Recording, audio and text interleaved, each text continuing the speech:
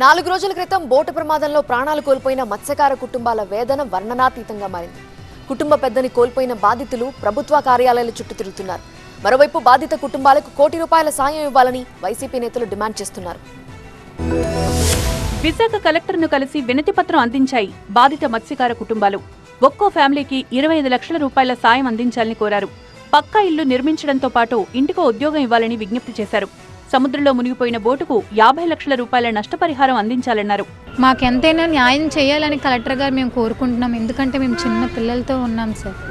మాకు ఏదైనా ఒక ఉద్యోగం, ఒక ఇల్లు, ఒక పింఛని ఇస్తే మేము ఎలా అయినా జీవించేస్తాం. మా భర్తలు లేకపోయినా ప్రభుత్వం ఆదుకుందని రేపు మా పిల్లలకు చెప్తాం సార్.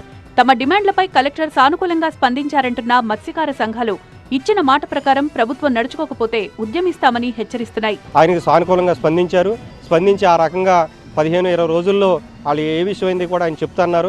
మమ్మల్ని కలవమని చెప్పారు.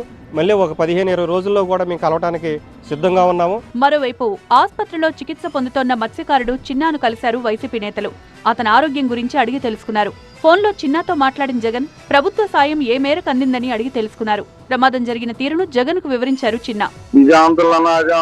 ఏది లేదన్నా, నేను చచ్చిపోతానన్నా నువ్వు రాకపోతే ప్రభుత్వం స్పందన చెప్తుంది. ప్రభుత్వం అంటే ఇలాగే చెప్తున్నానన్నా, ప్రభుత్వం అంటే ఇలాగే ఆంతలు అశాంతులు ఏది లేదన్నా.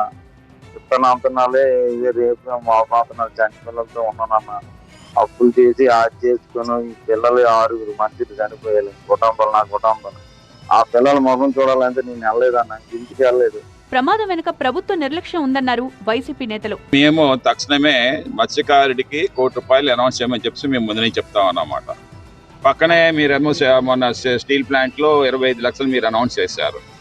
జగన్ సార్ వచ్చిన తర్వాత ఏమో వి విల్ గివ్ 1 crore మా గవర్నమెంట్ వస్తాయని చెప్పి అనౌన్స్ చేస్తాం కూడా.